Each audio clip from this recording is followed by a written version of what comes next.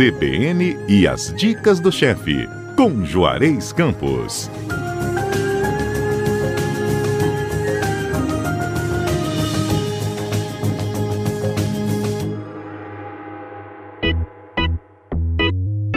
CBN, as dicas do chefe no ar, aqui na programação da CBN. Chefe Juarez conosco, já a postos. Tudo bem por aí? Tudo bem, uma receitazinha show para esse friozinho, principalmente para quem tá lá nas montanhas, tá? Olha, montanha e também aqui, né? Ou a gente vai ter que ir pra lá viajar? Na verdade, não, pode comer aqui também, tá tão friozinho, tá tão gostoso que a noite vai muito bem, né? Ótimo, chefe. E a gente vai incluir o que nessa receita hoje? Ele é um cupim dos imigrantes. Eu fiz esse prato num evento que eu fiz em Pedra Azul uma vez, em homenagem aos imigrantes. Evidentemente, eu estou colocando o cupim porque eu quero ensinar o pessoal a trabalhar o cupim. O cupim é uma carne muito saborosa, mas muito pouco utilizada, porque eles praticamente são utilizados em churrasco. Uhum. E é uma carne muito gostosa. Se você seguir uma técnica correta, que eu vou explicar aqui, você tira bastante a gordura, o excesso de gordura, porque ela, na verdade, é uma carne usada mais para processamento, para fazer. A indústria alimentícia usa muito, porque ela tem muita gordura, e também os churrasqueiros, mas ela é muito gostosa. Mas eu quero fazer com maminha de alcatra, eu quero fazer com acém, como que você quiser, com peito de boi, com costela, dá no mesmo. Tá. A técnica é exatamente a mesma. É o que a gente chama em cozinha um braseado, que é, na verdade, um ensopado, né? A linguagem técnica é braseado, mas no Brasil a gente chama de ensopado. E esse é na pressão. E vou te explicar por quê. Esse ingrediente aqui dá para, em torno de 8 porções, uma peça de cupim mais ou menos de 1,5 kg a 2 kg. Porque depois de cozido ela reduz bem. São 4 dentes de alho picados, uma cebola média, uma cenoura pequena descascada e picada, 2 talos de aipo, uma folha de louro, uma colher de sopa de extrato de tomate, uma garrafa de vinho tinto seco, um ramo de alecrim, 2 folhas de sálvia, uma colher de sopa de trigo, 500 ml de caldo de carne, se não tiver para botar água, não tem problema nenhum, sal, pimenta do reino a gosto, azeite, um maço de salsa e meio maço de cebolinha picados. A primeira coisa, quando você compra o cupim, ele vem uma gordura, ele tem muita gordura entremeada e externa. Então a primeira é retirar o excesso de gordura visível, essa que está externa.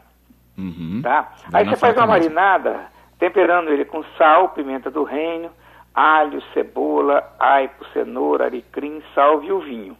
Deixa marinar de véspera. Né? Se fosse uma maminha de alcatra, você faria a mesma coisa. Se fosse um lagarto, você faria a mesma coisa. Né? Se for um lombo de porco, se for um pernil de porco, você pode fazer isso até com frango, né? Tá. Essa marinada geladeira, porque tem muita dúvida das pessoas sobre isso, né? Não, geladeira. Primeiro, toda marinada, ela tem que levar os componentes aromáticos, que são os clássicos da cozinha francesa e italiana, são cebola, alho, aipo, cenoura, né? Às vezes leva alho poró, às vezes leva funcho, e as ervas, alecrim, salve, se quiser colocar tomilho, pode também, e um componente ácido, que no caso é o vinho. Né? A função dessas substâncias aromáticas é passar aroma para a carne, temperar a carne com esse aroma. Então, né? O vinho, essa acidez, ajudar a romper a fibra da carne. Algumas pessoas não temperam, os franceses, os americanos, os italianos não temperam a carne antes. E eu acho que a carne deles fica sem tempero. Por isso que eu gosto de temperar com sal e pimenta do reino antes aí. Porque tira o suco da carne, a água, o sal desidrata a carne. Mas uma peça de carne desse tamanho para desidratar, mano, tem que levar tempo, viu? Então não desidrata tanto assim não. Então marinou, no outro dia você escorre, tira a carne da marinada, aí você peneira a marinada. Aí você fica com a parte sólida, que são esses componentes aromáticos, as ervas, e a parte líquida, que é o vinho mais o suco que a carne originou, certo? Certo. Numa panela de pressão, você doura a carne. Uma coisa importante quando você vai dourar a carne é, primeiro, enxugar a carne. Quanto mais molhada a carne tiver, mais ela demora a dourar. Então você pode, tem gente que passa até trigo nela para ficar sequinha. Mas você enxuga a carne, coloca um pouco de azeite na panela de pressão, aquece, deixa ela quente, coloca a carne e vai mexendo, vai dourando. No início, fogo forte, depois você deixa fogo médio para não queimar aquela crosta que vai formar, de maneira que se for dourando a carne, vai formando aquela crosta que a mamãe usa para fazer o caldinho do bife, lembra disso? Ótimo. Pois é, aquilo é fundamental, o suco da carne que sai da carne se deposita ali e que vai ser importantíssimo no molho final. Por isso que eu não gosto de panela antiaderente para fazer essas coisas, porque ela não forma essa crosta. É verdade. Prefiro uma panela de alumínio, no caso aí, panela de pressão. Se fosse uma maminha ou se fosse um miolo de alcatra, nem precisa da panela de pressão, mas no cupim precisa. E eu vou explicar por que daqui a pouco. Tá. Bom, aí dourou a carne, você reserva ela. Naquela mesma panela, naquele fundo lá, você refoga a parte sólida da marinada, aqueles componentes aromáticos mais as ervas. E aquilo já vai soltar aquele fundo, certo? Certo. Aí você junta o extrato de tomate ou qualquer derivado do tomate, pode ser molho de tomate, né? E o extrato de tomate é mais prático. Você deixa ele caramelizar um pouco, né? O extrato de tomate caramelizado, ele tem um sabor libera um sabor chamado umami, que é um sabor sensacional, né? Aí você volta com a carne, salsa, cebolinha, polvilha com trigo. Se você passou a carne no trigo antes de dourar, não precisa polvilhar com trigo. Se você não passou, polvilha agora, porque esse trigo já vai ajudar a espessar o molho no final. E como é muito pouco trigo, ele não vai atrapalhar a cocção, mas já vai ajudar a espessar o molho no final. Aí você refoga um pouco, junta a marinada líquida, junta o caldo de carne e cozinha em pressão em torno de 1 hora ou até amaciar. Por que pressão? No caso do cupim. Para cozinhar mais rápido. Também, lógico. Mas não é, o cupim especificamente não é por causa disso. O cupim, ele é muito cheio de gordura, tem muita gordura. E descobriram que quando você cozinha ele na pressão, a pressão aperta ele e faz ele botar a gordura para fora. Grande parte da gordura para fora. Por isso que eu falei lá atrás que ele diminui de tamanho. Verdade. Tá certo? Então, quando você cozinha na pressão, a pressão pressiona ele e ele cospe esse excesso, uma boa parte desse excesso de gordura para fora. Também não pode ficar sem gordura, senão perde sabor. Mas uma boa parte ele bota para fora, tá certo? Nada por acaso, hein? Exatamente. Uma boa parte dessa gordura, ela vai para o molho. Ela sai e vai para o molho, lógico. E aí, quando o cupim está macio, se não tiver, depois de 1 hora você bota para cozinhar mais. Se precisar de botar mais líquido, bota mais líquido. Você retira ele da panela e coloca na geladeira. E você vai ver também por que é importante ele ficar na geladeira. Muito bem. Aí você peneira o molho, coloca o molho no freezer. O que vai acontecer? Aquele excesso de gordura dele vai subir e vai endurecer. Aí você vai retirar o excesso de gordura dele. Então o molho vai ficar praticamente desengordurado. Você tirou aquele excesso de gordura, aquele peso que daria naturalmente nele. Tá certo? Então essa técnica te permite isso. Aí você aquece o molho, verifica a textura. Se precisar reduzir o molho, você ferve um pouco mais, acerta o tempero do molho, o molho está pronto. Aí você fatia o cupim frio. Por quê? Porque se você pegar ele quente e for fatiar, ele esfarela todinho. A fibra, né? Então quando você deixa ele frio, ele endurece por causa daquela gordura que ele tem, que sobrou nele. Aí você corta como você quiser contra a fibra e reaquece ele no molho. Outra coisa interessante que perceberam. Quando ele cospe a gordura dele para fora, ele libera espaço intracelular entre as células. E aí, quando você reaquece no molho, o molho entra e ocupa parte desse espaço. Então ele recupera toda a suculência por causa disso. Entendi. Entendeu? Porque muitas pessoas condenam a panela de pressão, mas não sabem que muitas vezes ela é extremamente útil. Né? Aí você fatia a porção da maneira que você quiser, rodefa como você quiser, reaquece no molho. E aí você serve, pode ser com a polenta mole, pode ser com um purê, pode ser com uma massa passada na manteiga de sálvia, pode ser uma massa gratinada. Os franceses adoram fazer uma massa com molho branco, uns cubinhos de presunto e botar para gratinar, botar na cumbuquinha pequena, botar para gratinar e servir junto. Eu resolvi ensinar a fazer um soufflé de polenta, que pode ser um acompanhamento, mas também pode ser uma entrada, tá? No caso aqui de acompanhamento, ele vai ser usado aquele ramequim pequenininho, aquele de bom bocado número 4. Um ramequim de metal que a gente compra em qualquer loja de cozinha, você encontra, né? Ou até mesmo nas forminhas de soufflé. Como é que faz um soufflé de polenta? Bom, você usa 100 gramas de polenta instantânea. Eu uso a italiana porque eu tenho acesso a ela. Mas você pode usar essas milharina, polentina, essas que tem aí no mercado. A italiana é muito melhor, mas nem sempre você encontra no supermercado, tá? Mas instantânea. 2 xícaras de leite, 3 colheres de sopa de grana padano, 1 colher de sopa de manteiga e 3 ovos, separado clara e gema. E sal. Você faz uma polenta normal, com o leite mais esse fubá instantâneo, né? A farinha de milho. Ele geralmente é muito simples. Ele começa a ferver 5, 6 minutos, você já está fervendo e já está praticamente pronto, né? Aí você transfere para um bowl, uma vasilha, e deixa amornar, Tá. né? Mas ainda ela vai ficar aquela polenta molinha ainda, né?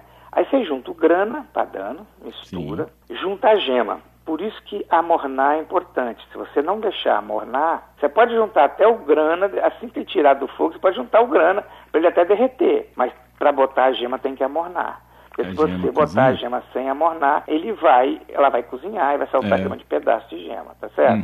Na verdade, essa é a base de qualquer soufflé. A diferença é que num soufflé normal a gente faz um bechamel, um molho branco, junta queijo nele, ele muda de nome de molho bechamel para molho mornay, e aí você deixa amornar e junta a gema, e junta o que você quiser fazer soufflé. Depois a clara em neve, você faz o soufflé que você quiser. A diferença é que eu substituí o molho branco, o trigo e tal, pela polenta.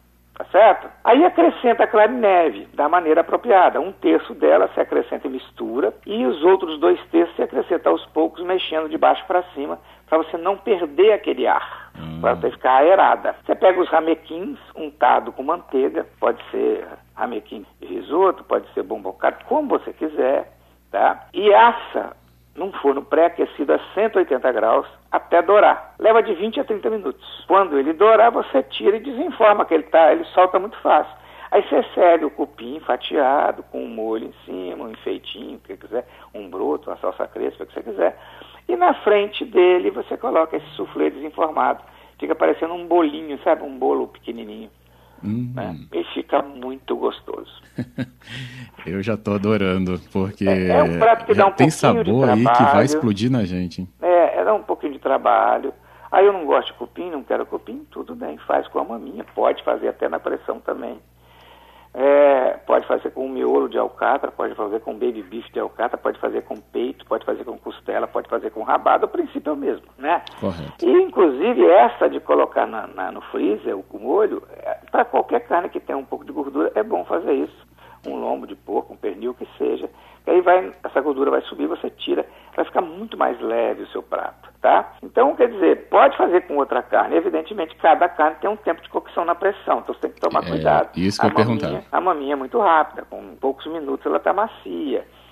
Uma costela já leva 1 hora, mais ou menos 45 minutos, 1 hora. Uma rabada também, um peito de boi também, um acém também. Essas carnes consideradas mais firmes são carnes chamadas de segunda, entre aspas, né? Porque na verdade não existe carne de segunda, existe boi de segunda e cozinheiro de segunda. Então são as carnes do dianteiro, vamos dizer assim, exceto a rabada, que é do traseiro, lógico, né? Mas são ensopados, são braseados, usados no molho de vinho. Aí você fala, mas eu não gosto de vinho na carne. Problema nenhum. Você pode fazer isso só com caldo de carne ou com água, que seja. Vai ser a nossa carne ensopada de panela, entendeu? A chamada carne de panela. Isso é a mesma coisa.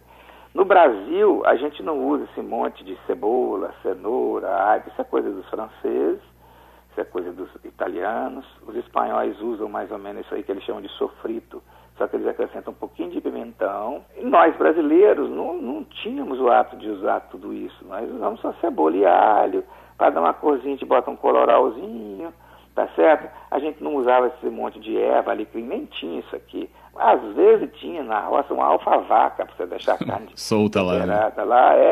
Mas um lourozinho tinha, mas é salsa e cebolinha que é a nossa erva. A gente não tem vinho, nós não temos pratos que levam vinho, então podemos fazer com caldo de carne ou com a água mesmo, como a minha mãe fazia. Problema nenhum. O importante é seguir essa técnica. Qual vai ser o líquido, isso não é problema. O importante é a técnica. Tá certo? Certíssimo, chefe Juarez. O que me encantou ainda é que nesse momento que a gente vê, né, no supermercado, nosso ouvinte que vai, né, ao açougue, percebe, né, essa discrepância dos preços na carne ainda, né? Tem muito reflexo aí de um contexto que a gente vem acompanhando de pandemia, de exportação e tudo. Quando você traz opções, nos aproxima muito mais, então, né, das diferentes realidades que a gente acaba alcançando com o nosso quadro também. Então, não vai deixar de ser feita a receita. A gente pode, inclusive, ter as opções que você deu aí dos cortes. Eu estou falando na peça inteira, mas você vai fazer um músculo, você pode fazer ele inteiro ou não, você pode cortar ele em cubos médios. Quer dizer, se você corta em cubo, a cocção é mais rápida. Eu gosto muito dessas carnes consideradas de segunda, porque elas soltam para o molho uma gelatina sensacional. E elas têm, quando você come um peito assado, uma costela assada, uma rabada assada, você percebe no sabor, porque são carnes que entremeadas de gordura, porque gordura que dá sabor, tá certo? Por isso que o filé mignon não tem gosto de nada. Filé mignon, a única vantagem dele é maciez e aceitar tudo que você coloca nele. Então qualquer molho, você colocar um molho de mostarda, ele fica bom. Um molho de mostarda ficaria bom sem ele, entendeu? Então, assim, o filé mignon é fácil e tal, mas ele em si não tem sabor. Se você come uma picanha, por exemplo, você percebe que tem um miolo de alcatra tem sabor. Por quê? Porque o filé mignon é uma peça que o animal quase não usa, quer dizer, quanto mais ele usa, né, mais colágeno tem, né? Então, mais fácil esse colágeno virar gelatina. Então, quando é um músculo que o animal usa muito, né, a não ser um músculo que ele não usa tanto como a picanha, mas que ela tem um sabor característico dela que faz um diferencial muito grande. Hoje em dia, no Brasil, nossas carnes não devem nada a qualquer carne do mundo, na minha opinião, tá? Sim. E hoje nós temos de raças, cruzamentos de raças, Wagyu, essas coisas todas, Angus, todas essas raças europeias, que, se eu não me engano, eu só não vejo aqui a Chianina, que é uma raça bem exclusiva da Itália, e nem a Piemontese, que também é da Itália. Mas essas raças inglesas, escocesas, que também a Austrália produz, Uruguai, Argentina, tudo isso nós já temos aqui, nós não precisamos comprar carne de fora.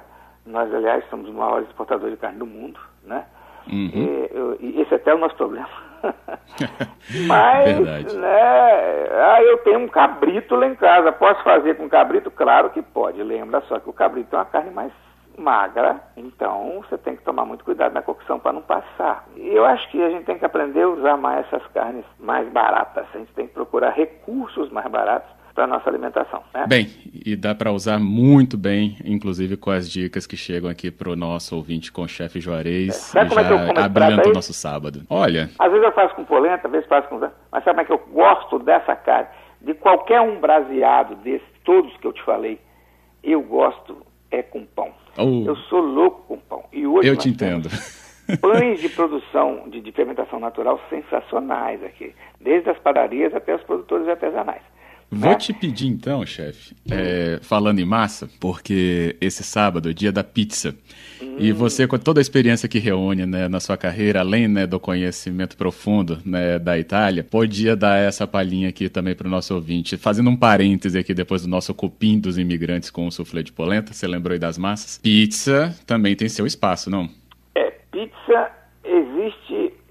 pizza e pizzas. Eu particularmente gosto muito da pizza napolitana, que é uma pizza só de um tamanho, não tem aquele negócio de brotinho gigante, médio, feito com trigo italiano, com fermentação longa e natural, e sem muita invenção de moda em cima dela. Eu, particularmente, a pizza que eu mais gosto é a margherita, que é só molho de tomate, mussarela de búfala e manjericão. Nossa. Porque eu, particularmente, gosto da massa. Aqui no Brasil, tem um costume muito grande de ter muito recheio na pizza. Por quê? Porque a massa é ruim. Como a massa é ruim, nós começamos a encher de recheio, que as pessoas comem recheio. Enche até a borda com recheio. Não tem nada contra a borda com recheio, não, mas eu gosto da clássica. Agora, hoje nós temos em Vitória e em Vila Velha várias pizzarias que estão utilizando trigo de boa qualidade, com fermento. Nas montanhas temos uma sensacional em Pedra Azul, com massas, com trigos italianos, não menosprezando o nosso trigo, o argentino, mas é questão de glúten. Sim. Tá? Então esses trigos, você coloca uma fermentação natural, deixa ela muito tempo e essa massa dá uma leveza, bota na sua boca e desmancha. Não fica aquela pizza que você come, fica empaturrado, fica te dando refluxo, te dando azia, por causa do fermento químico. Entendeu? Essa fermentação natural não faz isso. Aí, quando você pega essas massas, a massa é leve. Você come uma pizza de 20, 25 centímetros sozinho e não fica empaturrado, entendeu? E produto para colocar em cima, cara, no Espírito Santo você tem frios maravilhosos produzidos nas montanhas, você tem queijos produzidos pelas montanhas, e a própria indústria alimentícia nossa de laticínios é de excelente qualidade. Dá para brincar a beça em cima, né? Então... Eu gosto de pizza, eu gosto muito de pizza, mas eu gosto da massa da pizza. Então, quanto menos recheio, para mim, melhor. Diferencial. Ótimo, chefe. Nossa, adorei. Eu te acompanho na Marguerita, assim, vou até deixar a pergunta aqui para Fernanda Queiroz. Fernanda Queiroz, responde aí qual é a pizza que você gosta, hein? Você sabe Eu e o chefe Juarez queremos saber. Sabe por que chama Marguerita? Fugiu da minha memória. A rainha Margarida. Isso. Ela era a rainha da Itália, ela foi visitar Nápoles e pegaram o melhor pizzaiolo de lá para ele fazer uma pizza em homenagem a ela. Tá aí a explicação. Chefe, isso não foi nem um quadro, isso foi uma aula, que vai ficar disponível, inclusive, para o nosso ouvinte, aqui no nosso site cbnvitoria.com.br. Eu diria que é uma conversa com uma aula junto aqui, que a gente trouxe. Hoje eu recebi um elogio, eu recebi um elogio sensacional de um funcionário de um supermercado aqui, que falou que ouve muito a gente. O nosso programa é light, é leve, não fica falando só de receita, e dificultando as coisas para as pessoas fazerem em casa. Ao contrário, a gente procura simplificar e o nosso papo é leve. Então dizer que está no carro e fica ouvindo aquilo e ele se diverte pra caramba. E eu agradeço fielmente aqui ao nosso ouvinte também, e principalmente por você, chefe Juarez. Obrigado por hoje, hein? Obrigado, irmão. Um abraço, um beijo para todos os nossos ouvintes e um bom final de semana para todo mundo. Bom final de semana.